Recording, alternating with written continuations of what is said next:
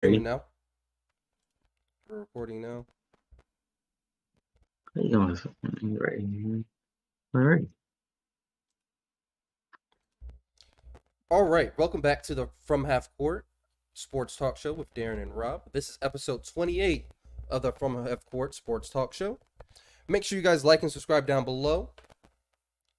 So today we're just going to be covering this weekend's playoff games. Hold up, bro. Wait. We gotta say it the right way, bro. We in the mix of the playoffs. This is the first episode of the playoffs, right? I mean, you consider playing the playoffs, so. I consider the play in the playoffs. That's why I'm saying it right now for you. Uh, yeah. So this is going to be our first playoff episode. We'll be covering most of the Exactly. playoffs this year. We So let's back. So let's get right into it. We'll start with the Milwaukee Bulls game. I think the simple thing is the obvious. Giannis is fucking unstoppable. They don't have anybody to guard Giannis. Um, and they didn't shoot well either. And they're not gonna win like that. That's just not winning basketball. DeRozan made 6 out of 25 shots. Their center, I don't know how to pronounce his name, Vukovic. was 9 for 27, and Zach LaVine was 6 for 19. They're not going to win this series if they don't shoot better than that. Giannis was 10 for 19, 1 for 4 from 3 with 27 points, just pure dominance. Has a plus 19 when he's on the court. Plus 19. And look at and that's dominant because if you look at the rest of his teammates when they're on the court, you see like the big difference. You mean the bench? Excuse me? You mean in the bench? Because no, I'm talking about. I guess I see what you're saying. Yeah, but I'm talking about when you compare him to the bench, not really the starters. I was saying the starters because Chris Middleton plus 4, Brook Lopez plus 19 6. is not normal though. Like let's just be 100. That was the whole point. No, that's nowhere near normal. He's unguardable. He's godly. He's a demigod. He's a Greek demigod. Literally, I can see after his career is over, I can see Zeus calling this nigga up to the mountain and shit, and be like, "Hey, bro, you my son the whole time." This is blasphemous, but I'm gonna leave that alone. Ultimately though, the Bulls got to shoot better because this is a close game. Definitely. They lost by 7 points. 2 for 10 from the 3 from Zach LaVine and Vuk. That's not good. That's just really not good. You hit a couple of those threes and you good. You're making it a more competitive game anyway. I don't got the Bulls. If the Bulls are able to pull out a game, that would be great. But I don't know if they're able to do that. This team, the Bucks, are a defensive juggernaut. That's what they are. They defense first, and then they can do everything else on the offensive side through Giannis. And they have shooters everywhere, so they keep them modern and they keep them relevant in the league. And not only that, bro, they don't have a chance without the Ball brother. And the fact that he's not playing, and not even if he comes back in this series, it's not going to matter because he doesn't have his feet probably underneath him at this point. I agree. We didn't see really good games from Alex Caruso or Kobe White. If they can get their shooting together too, that would help them out a lot as well. Kobe White's supposed to have I know him for having a really good 3-ball. So I think it's just shooting as a whole for the Bulls. If we look at it as a team, they only shot 32% from the field. That's atrocious. 19% from 3. Who is P. Williams? Patrick Williams is their rookie that they drafted. He's a really good defensive starter? player. Yeah, he's a really good defensive player. What position? Power forward. You will put him on the other team's best forward. No. He's a really regardless.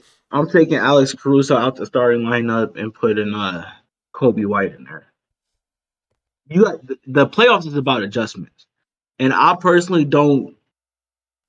I'll rather maybe go a little bit smaller with Kobe White because he's a general of the offense as well. So I'm cool with you keeping Patrick Williams in. Cool, whatever. He's a young defender. Keep him in there. But I can't justify keeping Alex Caruso versus this extremely athletic big team in the starting lineup. Coming off the bench, yes, but not in the starting lineup. I can't justify that person. So Caruso only played 10 more minutes than Colby in this, and look from the minutes. Would you just flip those minutes? Maybe, but I will also put Kobe as a starter over him in this series specifically. At least till Lonzo gets back, if he comes back this series. But I don't think Lonzo is going to come back, and if he does, I think his feet is not going to be underneath him enough to make a difference in this series. This series is not going more than 5 games. I don't question that. So here's what I would say to that. Caruso had about 2 assists this game. Kobe White had 0. Most of their assists came from DeMar DeRozan. That's probably because DeMar had the ball in his hand a lot, 25 shots.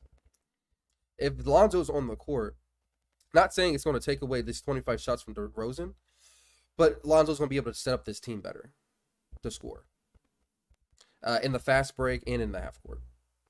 That's just this is what he's good at. So I think it'll be maybe it won't be a good enough to your point to possibly win this series or compete in the series, but it should be good enough to win them a game, maybe 2. Maybe. But at the other end of the court is still Giannis. And your best defender you have is only in his second year. So, yeah, they don't have anything to guard Giannis. Nobody does. Very few teams do. All right. The next game I wanted to go over was probably the game of the weekend, the best series of the whole first round. It was a beautiful game, actually. It was a crazy game. The Brooklyn Nets versus Boston Celtics. This was an amazing game. What are your thoughts on it? Here we go. First one, this one, big bet. So Tatum's that guy. Obviously, I was legitimately yelling at the TV in the last couple seconds, give the ball to Tatum. I think that was an amazing way of ending the game. Kyrie did his thing. Obviously, he stepped into that role of the villain of the Boston Celtics, and I really liked it. He definitely did his thing. I don't want Brooklyn to come out of this series. I'm gonna be 100% honest. I don't. But boy, they're definitely not going to come out this series if they don't get help from somebody else, because 4 people are in double digits, and 2 of them are 20 or better, and it's obvious the 2 that you know, KD and Kyrie. KD got to play better. Clearly, he had an off shooting night, but that could be attributed to the defense that the Celtics played. The Nets look a lot bigger than the Celtics, but the Celtics played a lot more. What's the word I want to look for? Patrick Beverly ball. What's the word I'm looking for? Gritty. Gritty. Tough, yeah, gritty. Annoying. Gritty, tough. Yeah, annoying. Being a pest on defense. They're not big, and they're going to lose a game because of their size. But their athletic and movement is something that you can't really. It's just too much. It's too much. If it's not going to irritate Kyrie and KD, it's going to irritate the rest of their players around them. Obviously, I like the wings, Tatum and Jalen. They did a great job. Marcus Smart. Go ahead. I'm sorry. So I thought this was over. I don't think this is a game as a Boston Celtic or a Boston Celtic fan that you can be. You're gonna be happy with the win, obviously, but I don't think you'll be happy with the way you got there. From the standpoint, I don't think they played well most of that game. Durant did not play well at all in this game, and I'm sorry, that's not going to happen every single night. I'm with I think Durant's going to go out there and drop probably 40 points next game because he's going to have a chip on his shoulder. He just came off a bad game, and I wouldn't be surprised if Brooklyn wins this series in 5 after losing this game. I think they just have a way superior team to Boston. Who do you have winning? Got lucky that they were able to keep in the game. Marcus Smart is also not going to. My bad. One more point. Marcus Smart is also not going to shoot that well every single game too. So you can't bet on that either. What were you saying? You got Brooklyn coming out this series? I don't want them to. I'm with you. I don't want them to, but yes, I do. I got the Celtics coming out this series. That is wild. Oh, There's no. also, I totally forgot until I started watching this game that Goran Dragic was on this team. You need to watch more basketball in the regular season. But I don't see how you could say that the Celtics are gonna lose 4 games straight. Not only that, I don't understand it at all. The Celtics are playing the best basketball from the end of January till now, on both offensive and defensive side of the ball. It's not like that. My point is they didn't have a great game. It's not like they blew these niggas out the No, water. My point is Kevin Durant had a bad game. You can't bet on him having a bad game every game. Marcus Smart shot really well. You can't expect that every single game. You expect him to play good on defense. Um, Kyrie did his thing, but Durant's not shooting that bad every single game. You can't bet on that. He's gonna make 3 or 4 more shots, and no, that's the he only could play difference in the game. well. They're playing great defense on him, so I don't know if he'll have a 23-point night, maybe a 25-point night. But then I don't got Kyrie going off for no 39 if that's the case. They're going to clamp. They're going to focus on one of them and let the other one get what they want. I think that's the game plan, to be honest with you. If there's a hot hand, let the hot hand go. Play good defense on them as much as you can, but take away the other superstar. Don't let both of them get started. I think Definitely, that's the big. definitely. I That's think what that's you're the losing biggest at night. thing. So if that's one of the strategies, I can see them. I'm not saying 5 games at all. I'm saying, but I definitely got the Celtics winning this series. And as for the Marcus Smart thing, I disagree with that too. I think Marcus Smart can easily give you, especially because they're only going 8 deep right here. Marcus Smart can give you more points because he's playing more minutes and only going 8 deep. Those shots got to go somewhere.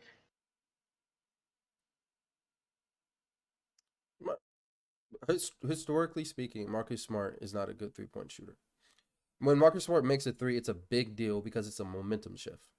Are we I sure? look like Marcus Smart making a Are three, we like, sure? hmm? Are we sure that Marcus Smart isn't a good 3-point shooter? Yes. As far as I've watched him, he's not I he's want not one of the good 3 point numbers. shooters. I want numbers before I just say he's not a good 3-point shooter. Um, he's shooting 33.1% this season in the regular season. That's not bad. I'm pretty sure that's around league average. League average probably 2 ticks above. That's a lot of percentage. That's a big in percentage. We're talking 2% is a lot. You got to think the best 3 point shooters in the league are shooting like 37, 39%. And then you have your elite niggas like Steph shooting like 40. So that margin of that small percentage is a lot. I just gotta disagree with you on this. I gotta disagree, but that's just me. Okay. I think Marcus Smart is easily able to give you those points, and if it's not by shooting, he can get to the ball. He can get to the basket. Worst case scenario, he gets the foul. And not only that, even if he doesn't give you those 20 points, whatever how many points he had, don't you think those shots should go to Jalen and Tatum? Honestly, the way they run their system is probably just going to get spread out evenly throughout the whole starting lineup. All right, we can move on But to the next. my point is, he The shot Celtics definitely. way above his average. He shot way better than he usually does game to game, and you can't expect that every game. He I just played disagree. his ass off. I disagree, but I think the Celtics are going to win this series. I think Brooklyn is going to lose this series, and yeah, I just don't got Brooklyn coming. The only way Brooklyn wins the series is if Ben Simmons comes back. That's the only way. And do I see that happening? Yeah, he could definitely come back. Nah, fuck that nigga, bro. You can say fuck him all you want, but if he comes back, they're going to probably come out this series.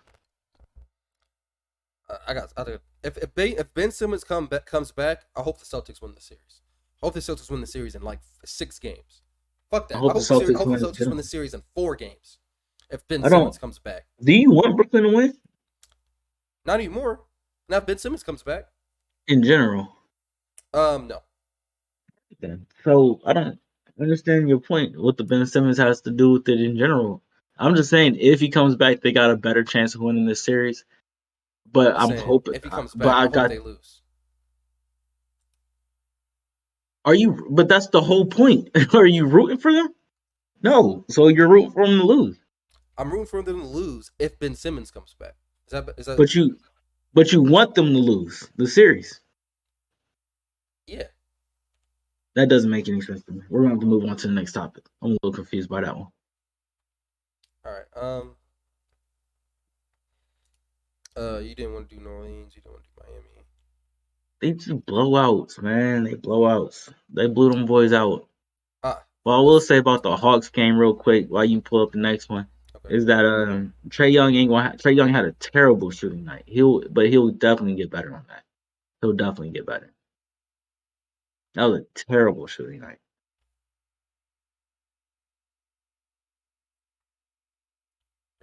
Meanwhile, Miami looked like some world beaters. Them boys look nice. Miami's just deep. Yeah, world beaters. All right. So the Dallas Utah game from this would have been Friday night or Saturday night. Saturday night. So if Luka's not playing in the series, Utah's coming out. That's all I gotta say. That's all I gotta say. Hopefully, the Dallas can pull out a game or two because they were playing their asses off in this one, but I don't see them winning the series without Luka at all. As simple as that. I agree, but I do like Dinwiddie,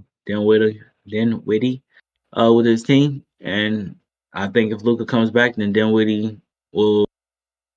I think them together can stop this team.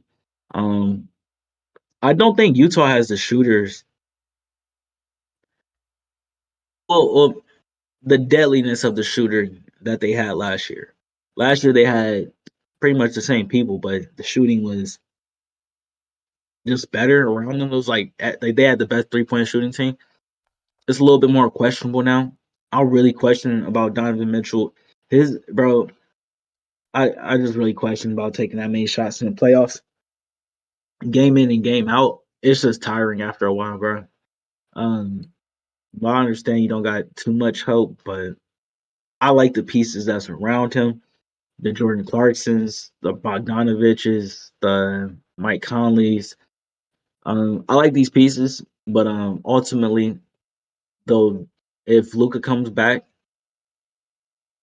honestly, I won't even say that the Mavericks will just have a good chance. I would just say it'll be a good series at that point. Is anybody's series at that point still? If Luka comes back, I would love to see him duel Donovan Mitchell like Donovan Mitchell was dueling Jamal Murray.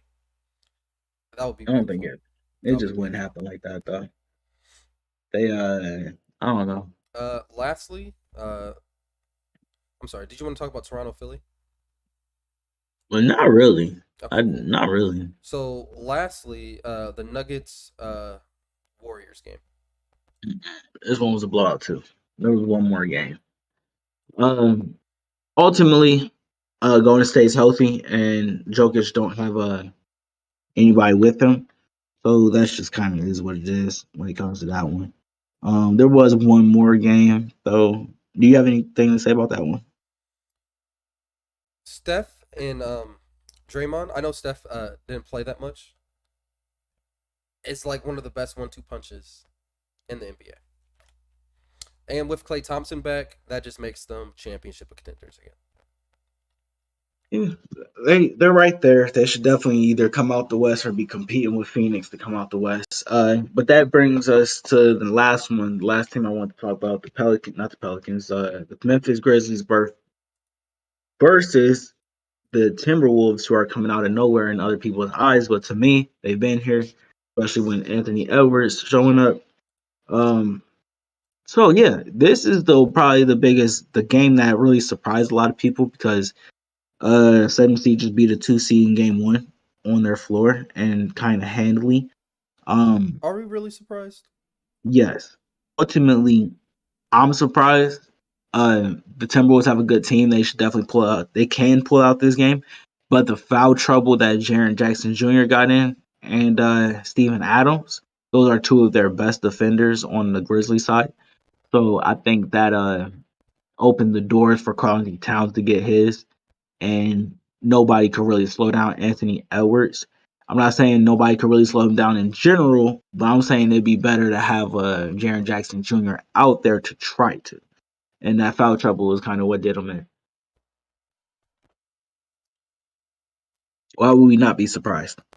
I'll say the same thing I said when we were previewing the game, this series. I think the veteran presence on the Minnesota Timberwolves is going to have a big impact. You can say they don't have playoff experience, but all these dudes have been in the league a long time, and I feel like all of them are really hungry.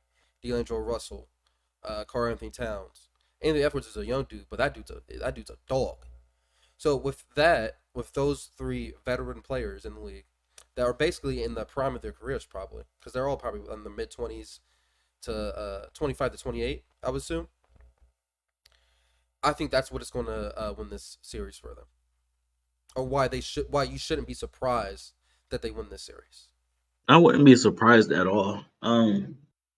But ultimately, this team, the Grizzlies, have one of those squads. This is going to be a great series to keep your eyes on as well, because Ja ain't going out like that. I can tell you that straight up. Ja, Dylan Brooks, some boys ain't going out like that. But they're going to need help from the Baines of the world.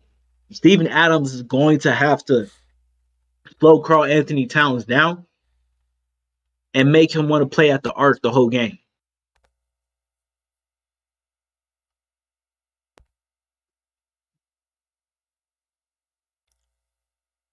Ja's going to get his, though. Mark my words. Ja's going to get his in this next game. Yep. Also, like I said before, I hope this series goes 7 games. This will be the perfect 7 game series. I don't really care how long it goes. Obviously more than 5 games. But kind of is what it is, man. The West is what the West is consistently giving us one team that just comes out of nowhere, in the sense of, oh my goodness, it's just randomly all year. And the whole year I was saying it's the Grizzlies. It's the Grizzlies. Now we're in the playoffs and it's looking like the motherfucking Timberwolves. So there you go. Lastly, I want to wrap up with some predictions for tonight's games. Yep, yep. Utah Dallas 8:30. Utah pulls it back out. What you think?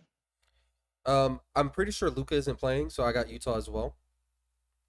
Denver Golden State is the night game. Wait, there's a 7:30 game too. Yeah, it wasn't in order, so I just went like that. Oh, my fault. My fault. So the Golden State, you said Golden State Denver? Yes. Uh, I got Golden State. That home crowd is crazy. Steph is there. Clay is there. The boy Jordan Poole. Am I? Oh, Darren, you froze on me.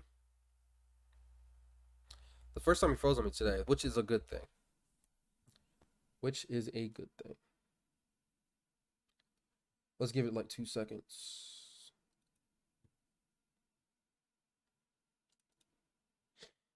All right, we're just gonna kick him. Oh, there we go. I think he's back. Can you hear me? Yep. You last thing you said was about Jordan Poole. Yeah, he's nice. He's gonna be pretty much Clay 2.0. At a younger, at just younger, a younger Clay for that team. He's going to defend and hit threes for that team. And I think him and Clay and Curry, I don't know what shooting coach they have at Golden State, but obviously Jokic don't got enough help to stop that.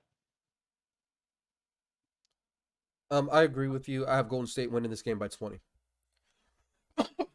Okay. The last game is at 7:30 today on TNT. The Toronto and Philly. Yeah. Um.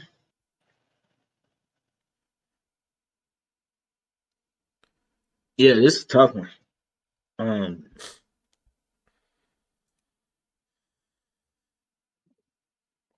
Um.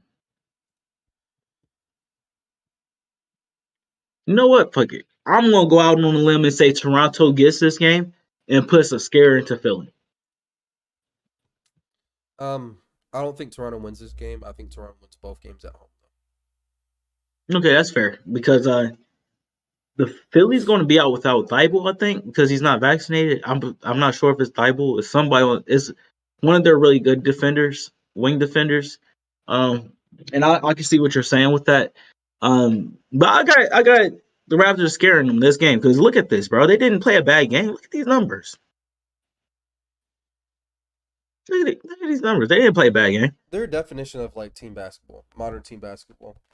And they're just really good at it. That's why getting like a superstar like Kawhi put them. They're crazy Clippers over the top. West. They're the Clippers East. I meant. Clippers? I don't even look at them like that. I mean, I know I you look at them don't, more like but the Spurs I don't. with better players. That's not a good analogy for me. Team a lot of team basketball. Clippers play team basketball too. Nobody really jumps off the page as like a superstar. That's wrong. That's wrong too. But everybody does their job really well at a high level. I disagree with you. Siakam, Fred VanVleet, and Anunoby is all dogs. More than what the Spurs have on their roster. Then let me rephrase that. When I say the Spurs, I don't mean the modern Spurs. I mean like moving the basketball, really good ball movement. Manu Ginobili, Tony Parker when they were like older, 2014 Spurs. I see more Clippers still. Two really talented wings who can defend, and guards who can hit their shots. That's all you really think of when you hear of the Clippers. If they're healthy, you hear Kawhi and Paul George. What's the difference of Siakam and Anunoby? I think Kawhi and Paul George are considered way better players. Yeah, that's it. That's all you could really say. But these are both talented, strong wings who are great at defending. I wouldn't call them superstars though. I didn't call nobody a superstar. All I'm saying is they're talented wing defenders. That's the same thing you think about when you think about Kawhi and Paul George. Okay. If you're not calling them superstars, I can't disagree with what you're saying. Yeah, fair. And then Fred VanVleet. My whole biggest point with this is Gary Trent Jr. is going to give you better than what he gave you in that first game. I'm a big fan of Gary Trent Jr. All right. So, thank you guys again for watching another episode of the From Half Court Sports Talk Show with Darren and Rob. This was episode 28. Make sure you guys like and subscribe down below, and we'll see you again Wednesday afternoon. Peace out. Let us know your predictions for the series down below. Definitely.